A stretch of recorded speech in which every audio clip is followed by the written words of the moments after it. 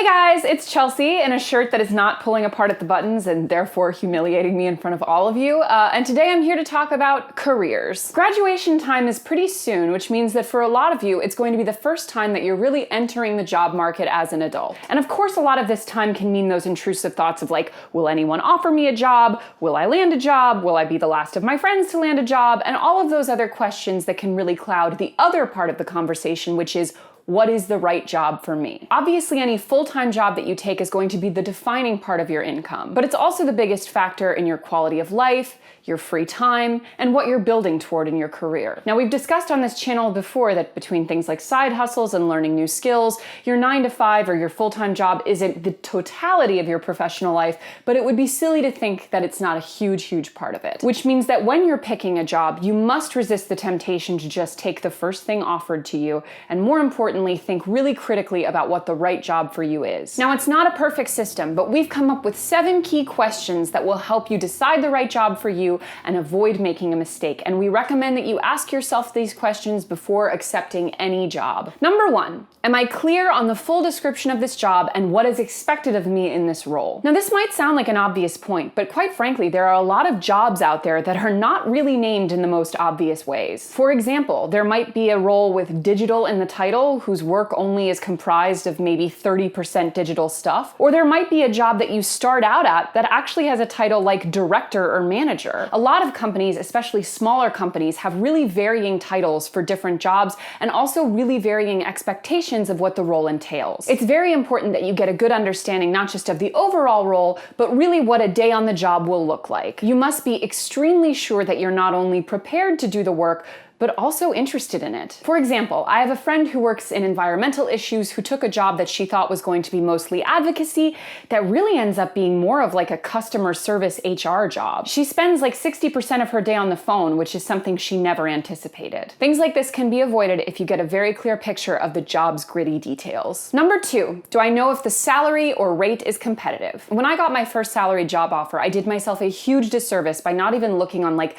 Glassdoor or industry blogs to see what a competitive rate for my particular role was. And this is a huge factor in why I didn't negotiate, because I wasn't even aware of what an appropriate negotiating starting point would be. Even if you're very happy with the offer on first glance, always do yourself the favor of making sure that it's a competitive rate in your industry. Even if you can't change it, it's always very important to know where you stand for if and when you might be getting another job. Number 3, am I aware of the clear and attainable benchmarks on which I will be judged? Pretty much every salaried job is going to come with some form of performance review, benchmark, yearly bonus system, what have you. Basically, there are always going to be metrics by which your employers are judging whether you should be getting a raise or a promotion or a bonus, or frankly, maybe even leaving the company. If you don't know where you stand and tangible ways to get in a better standing, you will always feel like you're drowning at your job. So make sure you always get a very clear picture of what the benchmarks are for your role. Do you have things like sales goals or projects that need to be completed, or basically any tangible things around which you can structure your work and effort? My fiance likes to give people on his team a good piece of advice that he once learned. He says, your job performance will be judged on a few well-timed sprints throughout the year, and the rest of the time you should be walking. Basically, you should know when it's really important to put in really concentrated effort,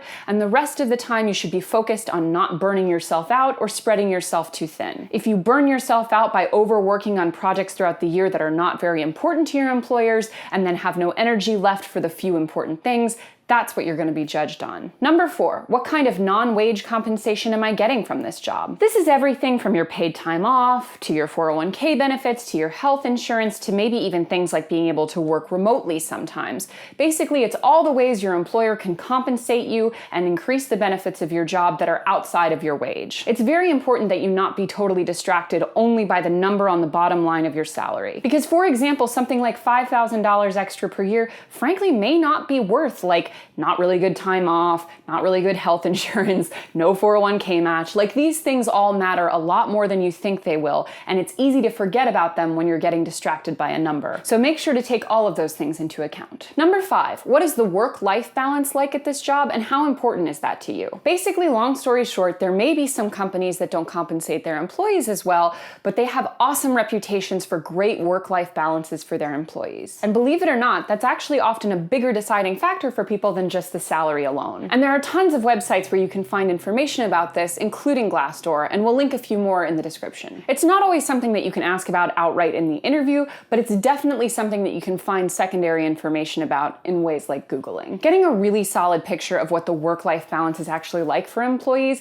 will be a huge deciding factor in a long-term job. This can often mean things like, hey, people arrive not at the crack of dawn and don't leave at midnight, or we have summer Fridays, or we have good maternity leave, or any of those things. If that's something that's important to you, be honest with yourself about that and make that a huge part of the search factor. That being said, if you're like, I'm 24, I'm trying to work a job 12 hours a day for a boss who hates me and their life because I'm trying to really climb up this ladder hella fast, then fine, take that job. Number 6, are there opportunities for continued learning at this job? Going back to my friend whose job in the environmental sector is not exactly what she thought it would be, a huge part of the reason that she's probably going to stay a few more years is because they essentially pay for her to get a master's degree. More and more companies are using continued learning and skill building as a way to not only attract people to the job, but to keep them longer. For example, if your 10-year plan, you want to be working a job that will require a master's degree, that may be the cue to take a job now that you're a bit less excited about that, but which will offer to help you do that. Using continued education not just as a form of compensation, but also a way for you to kind of zigzag around the career ladder without putting yourself in crazy debt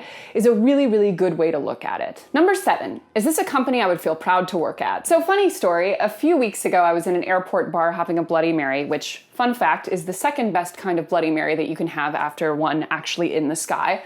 And I met and started talking to a woman who was sitting next to me. We started talking about her job, which she really enjoyed, and it seemed like they were really treating her well. I mean, she was on what seemed to be kind of a luxurious business trip. But when it actually got to the subject of the company itself, she started to get really weird. Long story short, she worked for Walmart, and she was like, yeah, it's a terrible company, but what am I supposed to do? Essentially, she acknowledged openly that she was making a bit of a deal with the devil because she doesn't at all agree with them in terms of business practices, but they treat her so well as a high-ranking employee. And it really stuck with me because it was jarring to see someone who took such pride in their actual work, but such shame in the company that they were doing that work for. And at the end of the day, I don't think I could ever do that or would encourage someone else to. I know what it's like to work with a company you don't always agree with, and it's bad enough when it's just minor differences. Having to deal with feeling ashamed or embarrassed or even angry with the company you work for is something that no one should experience. If they're not worthy of your respect, they're not worthy of your hard work. So make sure that it's the kind of place that you would be proud to tell anyone about, whether it's your parents or a stranger at a bar. Remember that the job search is not just about the offer, it's about your acceptance, and that acceptance being based on a really good idea of who you are and the kind of work you want to do. So as always, thank you for watching, and don't forget to hit the subscribe button and to go to thefinancialdiet.com for more.